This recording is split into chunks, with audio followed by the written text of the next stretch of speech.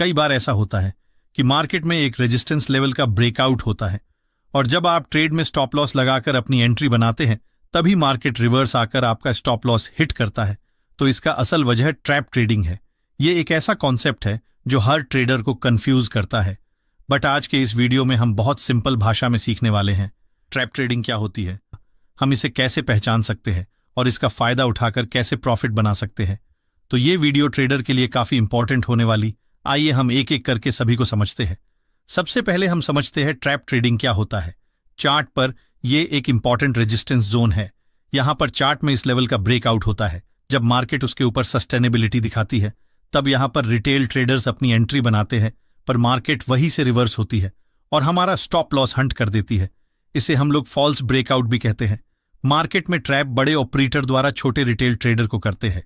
पर आपके मन में एक सवाल आएगा कि ये ऑपरेटर कौन होते हैं। तो आपको यह समझना होगा कि ऑपरेटर कोई एक सामान्य व्यक्ति नहीं होता है।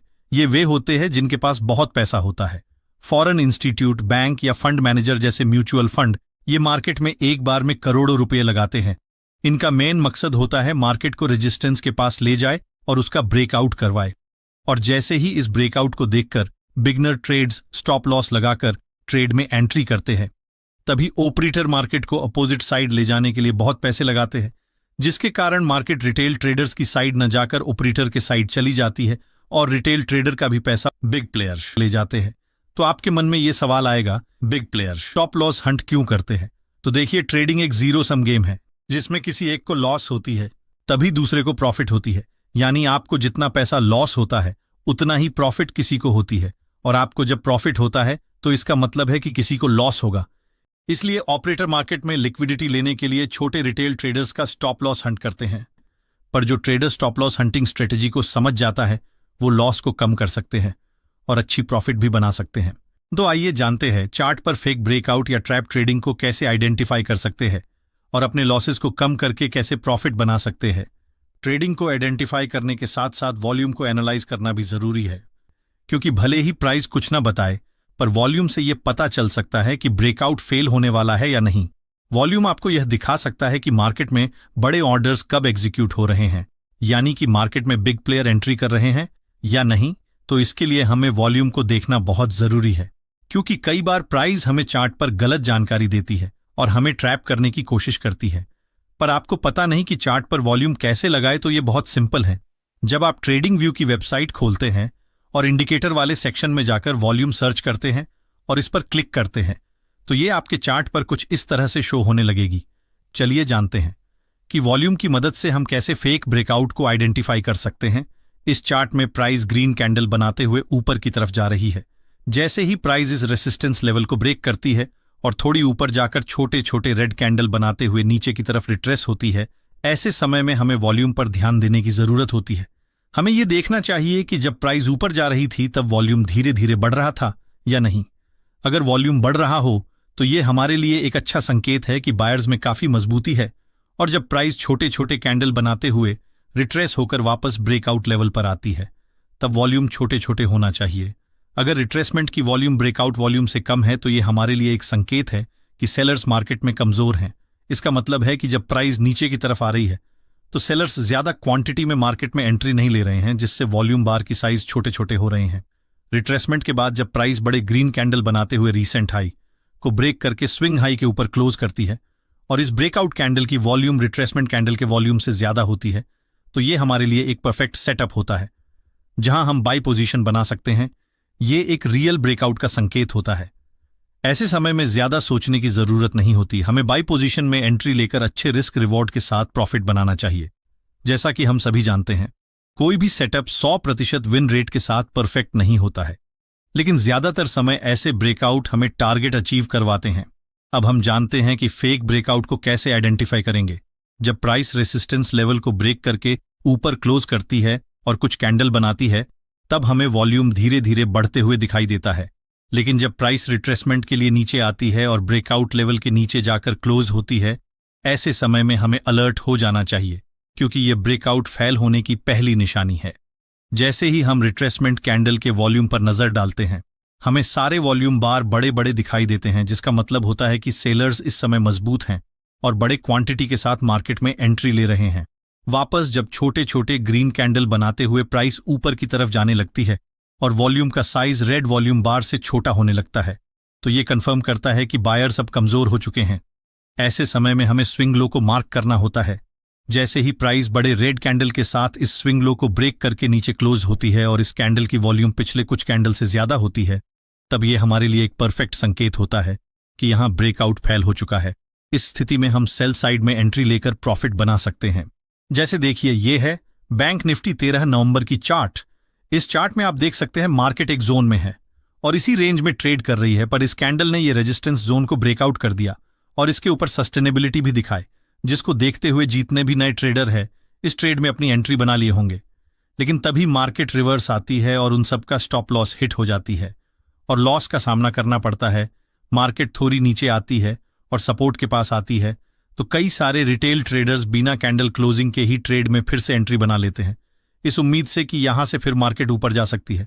पर कैंडल ये सपोर्ट को ब्रेक करके नीचे क्लोजिंग देती है और जो भी यहां पर एंट्री बनाए होंगे उन सबका एक बार फिर स्टॉप लॉस हिट हो जाती है।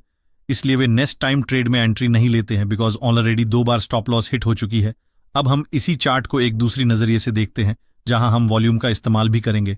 तो हम लोग देखते हैं कि चार्ट में इस इंपॉर्टेंट जोन का ब्रेकआउट हुआ, पर कोई बड़ी वॉल्यूम की नहीं बनी है। इसलिए हम इस जगह पर थोड़ी वेट करते हैं और देखते हैं मार्केट फिर अपने सपोर्ट एरिया के पास आती है और इस सपोर्ट को ब्रेक करके नीचे की साइड ही क्लोजिंग देती है। पर इस बार वॉल्यूम को देखकर ट्रेड कर रहे हैं, इसलिए हम वॉल्यूम को देखते हैं तो यहाँ एक वॉल्यूम बार बनी है जो बाकी सारी वॉल्यूम बार से बड़ी और कैंडल इस सपोर्ट एरिया को ब्रेक करके डाउन साइड क्लोजिंग भी दी है। तो हमारे पास यहाँ पर 2 कंफर्मेशन है कि मार्केट यहाँ से डाउन साइड जा सकती है। इसीलिए हम लोग रिस्क मैनेजमेंट की नियम को फॉलो करते हुए यहाँ इस ट्रेड में एंट्री लेते हैं। तो हम लोगों ने यहाँ पर 3 बातें सीखी है।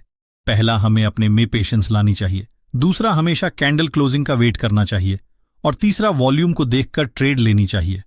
पर आपको यह भी पता होनी चाहिए कि हर बार ब्रेकआउट फेल नहीं होते, लेकिन यह जानना जरूरी है कि हमें ट्रैप ट्रेडिंग में एंट्री कब लेनी चाहिए और कब नहीं। इसके लिए हमें उन लेवल्स को समझना होगा जहां फेक ब्रेकआउट ज्यादा होते हैं। ये कुछ इंपॉर्टेंट लेवल्स है जहां ब्रेकआउट अक्सर फेल होते हैं। पहला, previous day high and low. पिछले दिन के हाई और लो मार्केट के लिए इंपॉर्टेंट लेवल्स होते हैं। जब कीमत इन लेवल्स को सीधे बिना रुके तोड़ती है तो अक्सर फेक ब्रेकआउट होता है। दूसरा, current day high and low.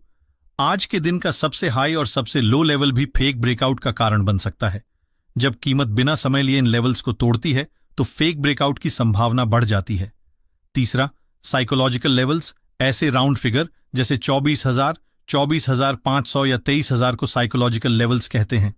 इन जगहों पर ज्यादातर फेक ब्रेकआउट देखने को मिलते हैं। उदाहरण के लिए, अगर निफ्टी 24,000 के आसपास है तो 24,000 एक महत्वपूर्ण लेवल होगा। अगर मार्केट इस लेवल को सीधे ब्रेक करती है तो हो सकता है कि ये एक ट्रैप हो छोटे रिटेल ट्रेडर्स को फंसाने के लिए। इसलिए ऐसे लेवल पर हमें सोच समझकर ट्रेड करनी चाहिए और ऑपरेटर की पॉइंट ऑफ व्यू से चार्ट को एनालाइज करना चाहिए, क्योंकि Indian market stop loss hunting पर ही चलती है। हमें इससे बचना है और प्रॉफिट बनाना है, तो अपने में पेशेंस लाना पड़ेगा, तभी आप एक प्रॉफिटेबल ट्रेडर बन पाइएगा। आइए अब समझते हैं ट्रैप ट्रेडिंग में सही एंट्री का तरीका।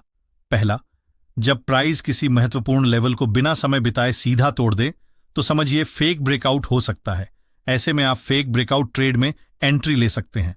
दूसरा, अगर प्राइस ब्रेकआउट से पहले उस लेवल पर रुककर समय बिताए तो वह असली ब्रेकआउट होगा। इस स्थिति में फेक ब्रेकआउट ट्रेड नहीं लेना चाहिए। तीसरा, ब्रेकआउट के बाद कीमत का व्यवहार भी देखें। अगर कीमत ब्रेकआउट के बाद समय बिताने लगती है तो ब्रेकआउट फेल हो सकता है। ट्रेडिंग टिप्स: ब्रेकआउट से पहले समय बिताए तो रियल ब्रेकआउट होता है। ऐसे में ब्रेकआउट की दिशा में ट्रेड करें। ब्रेकआउट के बाद समय बिताए तो फेक ब्रेकआउट हो सकता है। ऐसे में उलटी दिशा में ट्रेड करें। इन आसान नियमों को अपनाकर आप फेक और रियल ब्रेकआउट के बीच अंतर समझ सकते हैं और सही ट्रेडिंग फैसले ले सकते हैं। और चलिए अब मैं आपके साथ कुछ ट्रेडिंग टिप्स शेयर करता हूं। पहला, अगर आप एक बिगनर ट्रेडर हो तो अपने क्वांटिटी साइज को कम रखने की कोशिश कीजिए। कई सारे बिगनर ट्रेडर्स बिग प्रॉफिट के चक्कर में अपनी क्वांटिटी साइज बढ़ाकर ट्रेड करते हैं, लेकिन वे ये बात भूल जाते हैं कि जितनी बड़ी प्रॉफिट होगी उतना ही बड़ा लॉस होने का भी चांस है। दूसरी बात, आपको अपने में पेशेंस लानी पड़ेगी, क्योंकि ट्रेडिंग में अगर आप पेशेंस नहीं रखते हैं तो आप सेटअप पर ट्रेड आने से पहले ही ट्रेड में एंट्री करेंगे। इसलिए आपको कोशिश करना है दिन में 1 या 2 ट्रेड ही लेना है। और एक बात याद रखिए, सक्सेस एक दिन में नहीं मिलती, पर अगर आप लगातार अभ्यास करते हैं तो एक दिन जरूर मिलती है। इसलिए आप अपने ट्रेडिंग प्लान में सुधार करते रहिए और आप उस पॉइंट को नोट कीजिए कि आप किसके कारण ट्रेडिंग में लॉस कर रहे हैं। या तो वो आपका साइकोलॉजी हो सकती है या आपका ट्रेडिंग प्लान हो सकता है जिसके कारण आपको लॉस का सामना करना पड़ रहा है, और आप उसमें सुधार लाइए।